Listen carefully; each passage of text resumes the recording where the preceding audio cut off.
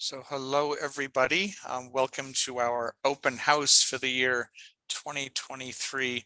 This marks the beginning of our 5th year of the Math Academy. I still have to keep questioning every time I say that. Is that really true? A little bit of math there, which means if you do the math that it's 4 years ago that we got started.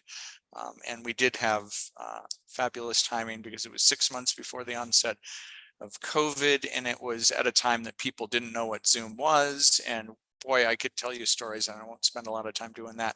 What we had to do to figure things out, sort of a lot of technological issues and challenges, but also how do we make it work out for these students? And I have to say that I'm proud of what we've been able to figure out and what we've been able to create in this academy.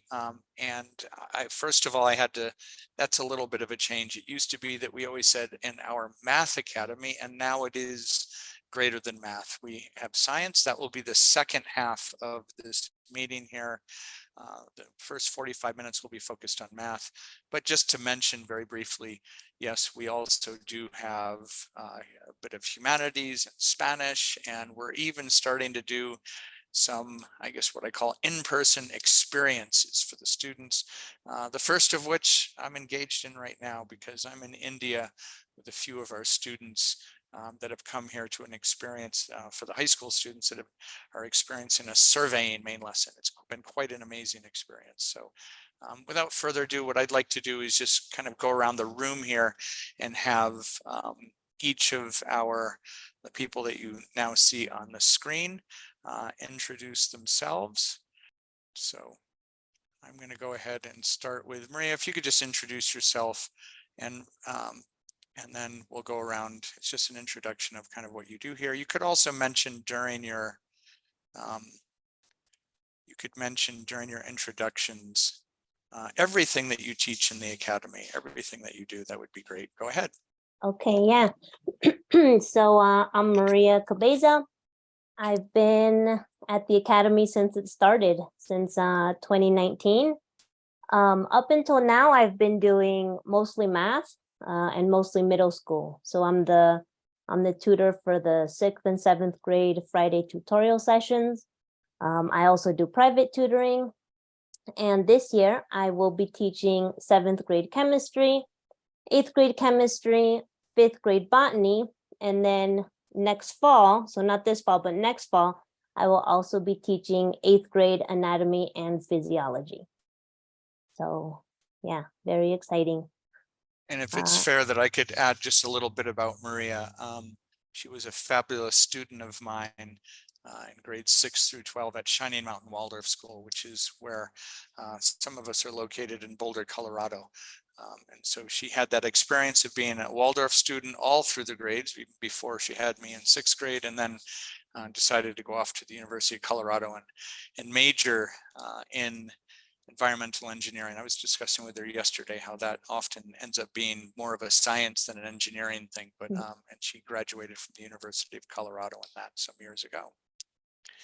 Yep. So I'm gonna invite now Sean to give a brief introduction.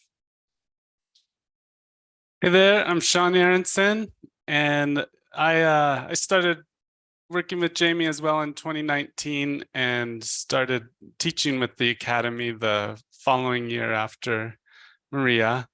And so I lead the 5th and 8th grade Friday tutorial groups. And then I also teach the math club.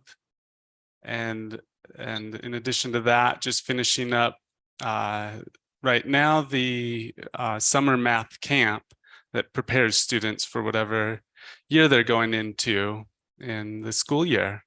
And then also individual tutoring as well through the academy. Thank you, Sean. Yes, and Sean had long before, I'm trying to remember when, had come to me and talked to me about my curriculum before we even thought about teaching or starting the Math Academy. And he was tutoring students and was interested in my curriculum. And so we had conversations way back a long time ago. So he has, and I would say all of our tutors and teachers certainly have very deep experiences with kind of the Waldorf approach to teaching math, as well as my particular curriculum, which is Making Math Meaningful. That's the title of the books and the curriculum that I've created over a period of time. All right, so now I'll turn it over to Matthew Messner. Thank you, Mr. York. So I'm a math teacher of 20 years. I've been working with adolescents. Several of those I had the privilege of being Mr. York's colleague at Shining Mountain. This is my 4th year working for the Academy. I teach the live classes in grades 9 through 12 for the Math Academy. And in the Science Academy, every other year, I teach one physics course. And this is going to be the year that it happens, thermal physics for students in grades 9 and 10. Thank you, Mr. Messner. And now I'll call on Karen. Are you able to have your video on? I think you were going to introduce yourself as well.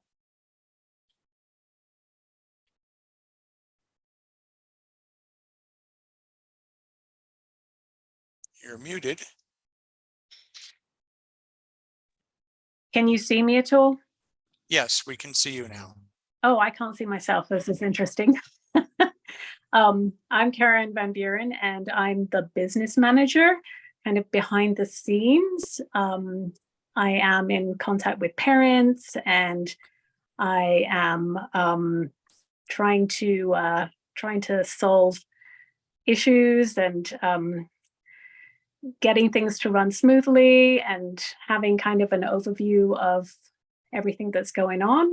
And I'm really glad to be part of this amazing academy, which Jamie and I really had no idea would evolve in the way it has to even beyond math. And we're so glad to be serving homeschool families and getting to know you all. Okay, thank you, Karen. I think I will just say a few words here at the beginning, and then I'm going to invite some of our teachers and tutors to kind of chime in and perhaps prompt them with a couple of questions. And the idea is behind this whole meeting that it would take about 45 minutes. We can't go too much over that because I know we have other people showing up to hear more about our Science Academy. And so I'm just going to start with this kind of leading thought. And that is, I just have to admit that, you know, when we first started this 4 years ago, I was rather skeptical. I wasn't quite sure. Is it really possible for students to engage fully in the learning of math? Is it possible for them to effectively learn? How is this really going to work online? I was very skeptical about it, and I'm sure, as most people that are listening to this, you probably have a connection to Waldorf education. And of course, many people had the experience. If you say anything about online education, many people immediately have this sort of knee-jerk negative response to it. It's just like, oh, that sounds terrible. And the reality is that for many, many people, online education during the pandemic was quite a negative experience. I think I can fairly say that. But for me, and as I was creating this with Maria and Karen, we at the beginning realized quickly that we needed to find a way that the learning that we were having these students experience had to have a human connection. And I actually will say that we've managed to do that. I'll explain in a brief moment how we have managed to develop this human connection within this online format. But I can now say a fairly dramatic statement, and that is, in many ways, I would say this is the most successful teaching that I've ever done. This is the most successful teaching I've ever done. And of course, for 30 years, all of my teaching, as it was for most everybody, my teaching had been strictly with in-person teaching. And again, for more than 20 years, it was at Shining Mountain Waldorf School in Boulder, Colorado, that I was, quote, a normal, well, I don't know if I was ever normal, but I was a teacher at this Waldorf school in person with my students. And if I just explain that statement a little bit, how can it be the most successful teaching I've ever done? I would first acknowledge I'm not saying that online teaching is superior to in-person teaching. That's not my point with that. But what I am saying is that for me personally, it became more successful because I think more than anything, it forced me to practice what I had preached for a long time. And what I had preached as I travel, I've done a great deal of traveling and giving teacher workshops around the world. And what I would often talk about is the importance of doing group work. And yet, I don't know, you've probably had this experience for those of you who are teachers, you get to the end of the year and I would say, darn it, I didn't quite do enough group work. Or another way of saying it, oh, darn it, I got sucked into doing too many skills again, which is the danger in teaching math. I think many teachers would agree with me on that. It's so easy to end up flipping the next page of a textbook or a workbook and just doing skills. And it's hard to find the time to do what I would call the real math. And to me, the real math is not doing the long division problem. It's not solving a triangle using the Pythagorean theorem. It's not solving an algebra problem. Those things are all important, of course, and our students certainly experience all of that. We do plenty of skills work, believe me, in the Math Academy. But the real math is when they really engage in problem solving, when they really engage in discovery, when together, without, I would say, a whole lot of adult interference, perhaps no adult even present, that they get together with other peers and they do group work. This online learning forced me, I realized at the beginning, I can't talk too much, which I'm probably doing right now. I can't talk too much. I'm limiting myself to 2 lectures a week. Only twice a week am I going to be talking to my students, and our students in the Math Academy spend as much time listening to me as their teacher. They spend as much time in their group work, working with other students, discovering things, doing puzzles, doing problem solving, the real math. They spend as much time doing that as they do listening to recordings of me. And I think that was an insight that we had at the beginning that's turned out to be, that's really made things quite successful. I will add here that it's not easy. There's a lot of math here. And I think some of our teachers I'd like them to address that. What do you do? Because I do assign arguably too much stuff, too much problems to work on. It's, that becomes a balancing act for the parents. How do we manage that? Okay, maybe that's a question I can also turn to some of the parents that have, some of the Academy veteran parents that we have. They could actually add and chime in. How do you manage and how do you balance that when I'm giving too much? So that adds a lot of flexibility to things.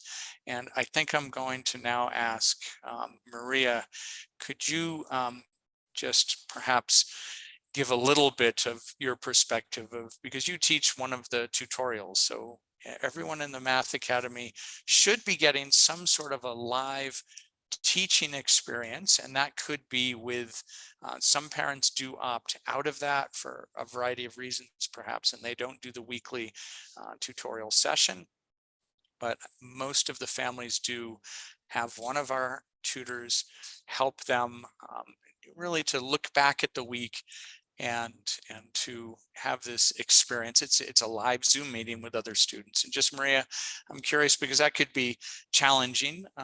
It would seem from a lot of parents' perspective, if they're new to this, it would seem, wow, my student is not going to really be participating and engaging in a Zoom meeting math class of any sort. So Maria, how do you do that in your weekly tutorial sessions? How do I make them engage? Is that the question? Yeah. Well, step 1, we ask them to keep their cameras on at all times. 2, I always ask them to see what questions they have for me. Because if they get, stuck on something on their own and then they ask me, that immediately, keeps them interested. Step 3, I always, whenever I'm doing problems on the whiteboard, I will always ask if I have volunteers to share what they did, volunteers to say what they think we should do.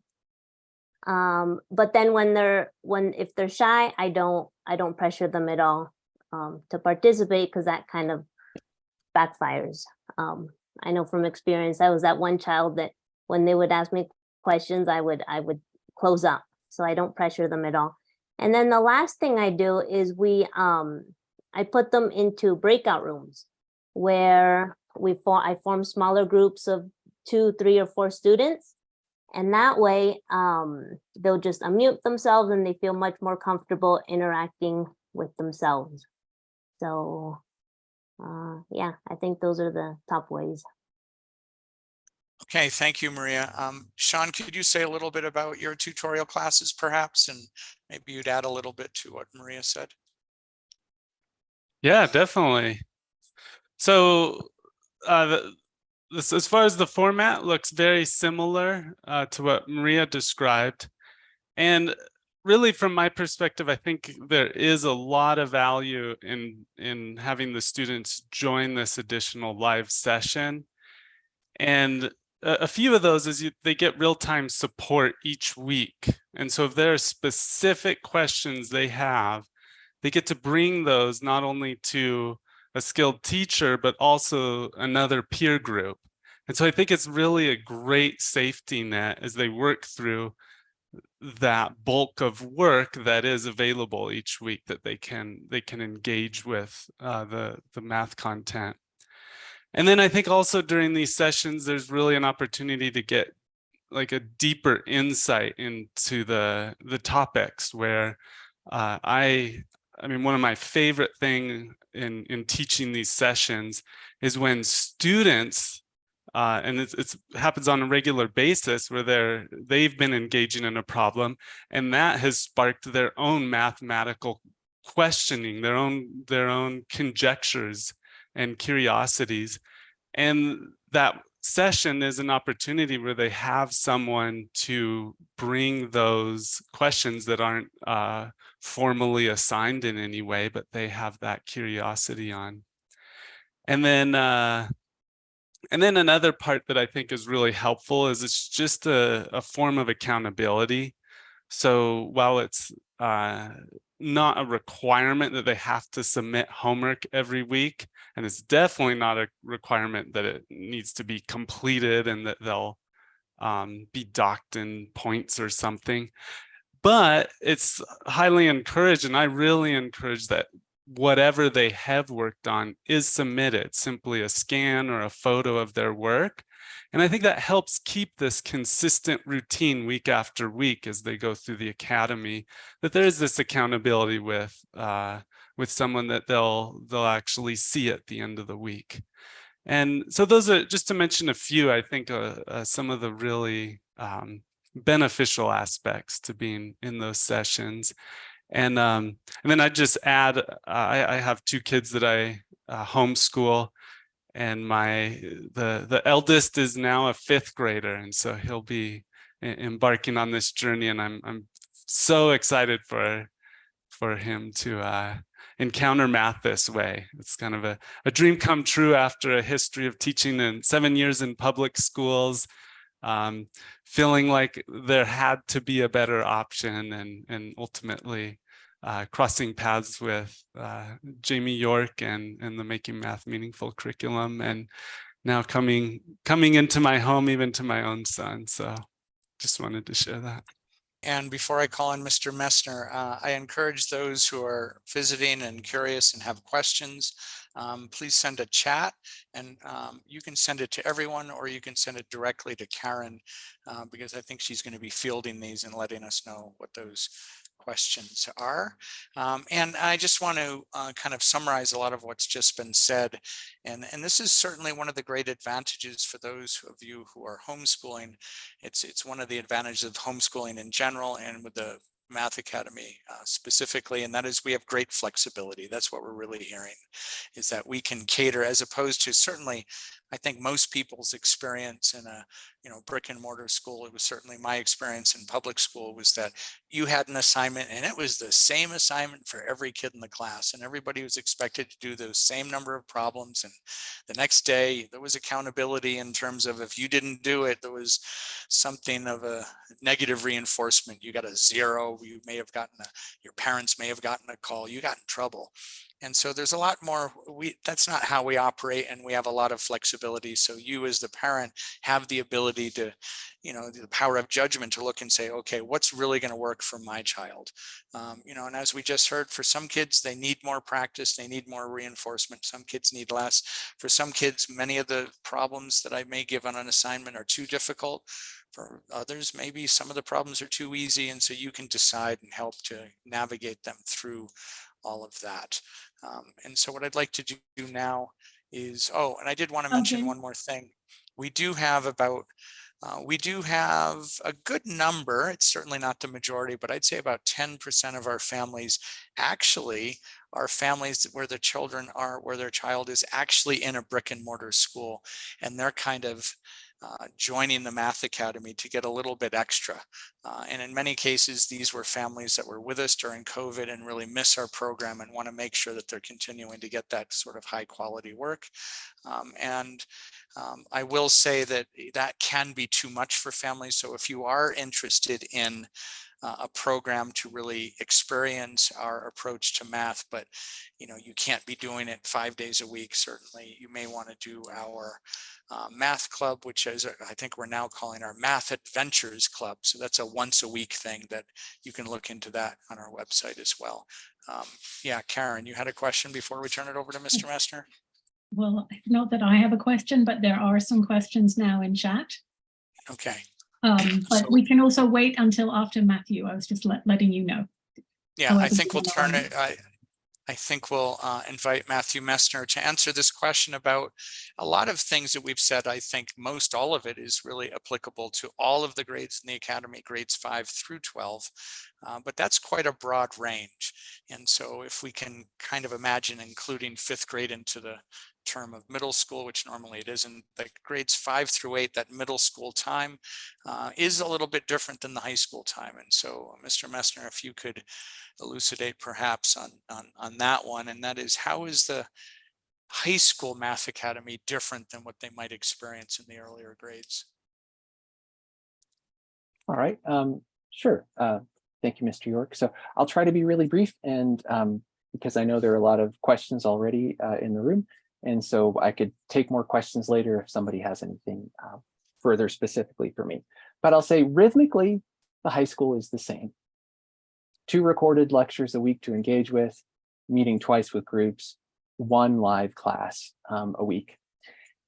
Structurally, across the high school years, that live class becomes more than just supporting the curriculum, but actually delivering aspects of the curriculum, because that's what high school requires.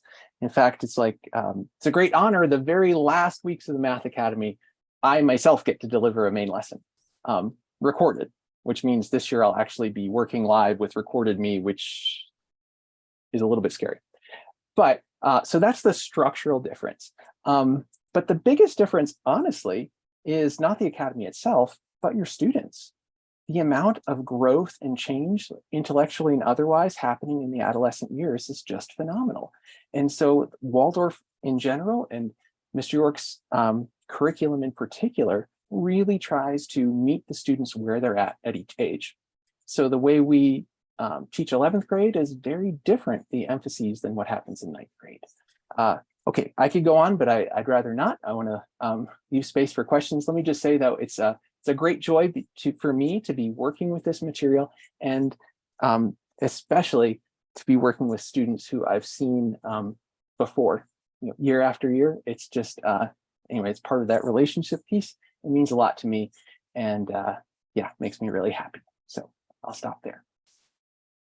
And that human connection that Mr. Messner was just talking about is certainly, that's part of the joy of teaching, whether you're in a brick and mortar school or, in this case, doing this online live teaching where we are developing those relationships in our classroom. It's really remarkable, and that year to see that growth over a period of years is certainly very rewarding. Karen, do you want to tell me what some of these questions are that we're getting? Yeah, well, the first one is, does the high school math program have the teacher only option, which you might want to explain a little bit too? Yeah, we do have some families for whom it's really not an option. I mean, it could be that they're in another part of the world where the timing isn't going to work for some of the groups or the tutorials. The reality is that yes, we can figure out, actually, because we have so many groups, we often can figure out a time that's going to work for any student in any part of the world. But in terms of this teacher only option, there are some families that do opt to not do, for whatever reason, the live group meetings or the live tutorial sessions. And in which case it's really the parent or the teacher that's actually watching the lectures, looking at the assignment, and then figuring out how to bring that to their own child. So the teacher only option essentially is the whole Math Academy thing, but without the group experience and without the live tutorial. Do you have another question? Yes. So the next question is, how do you decide what's most important and focus on that first, since there is so much information? Is it outlined in order of importance, or do we need to decide that on our own? I mean, again, this is, I think, the power of the Academy and how we've structured things. And, you know, you have this tremendous amount of flexibility. But in general, I'll say this, that in a normal sort of mainstream view of looking at math education, there's a tremendous amount of importance. In fact, almost exclusively focused. We tend to be exclusively focused on skills. And that often manifests as tests and then homework. I mean, I think we can all remember of just having a fair bit of homework with math, and maybe some of that was helpful, maybe some of it wasn't. And I would say if we start to realize that there is something more important than skills learning, and again, skills learning, you know, developing these skills is certainly very important, but even more important than that is developing the thinking. And I would say that really is, the students make progress in that regard in terms of the development of their mathematical thinking by watching the live lectures. Sorry, I said that wrong.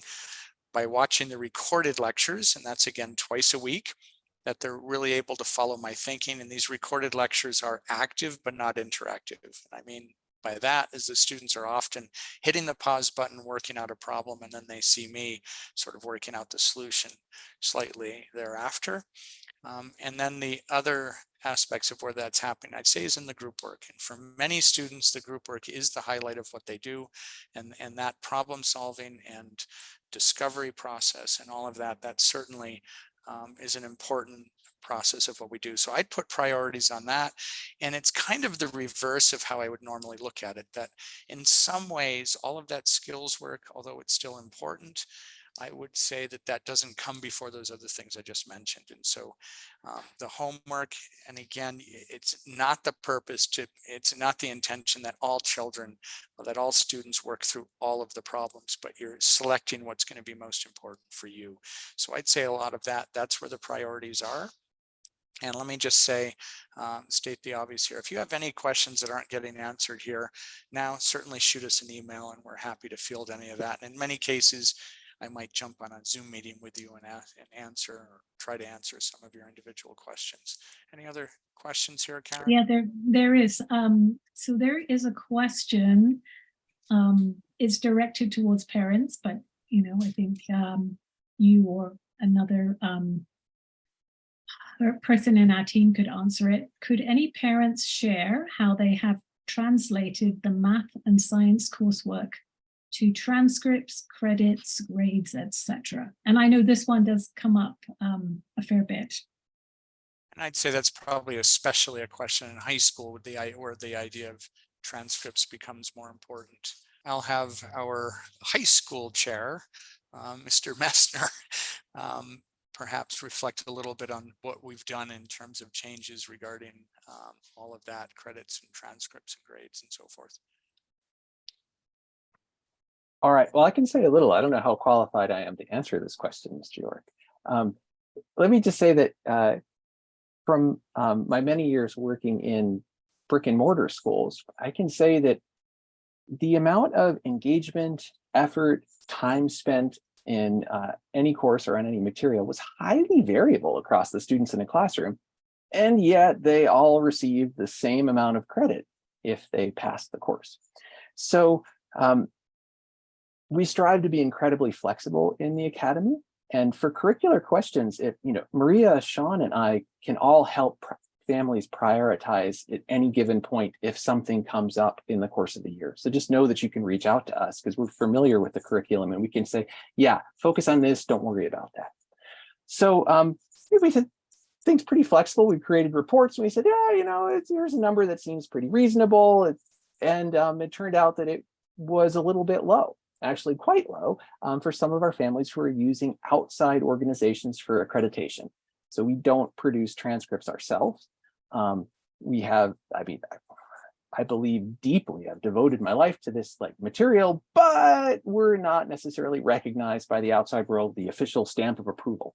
And so families need to do something a little bit extra to get that.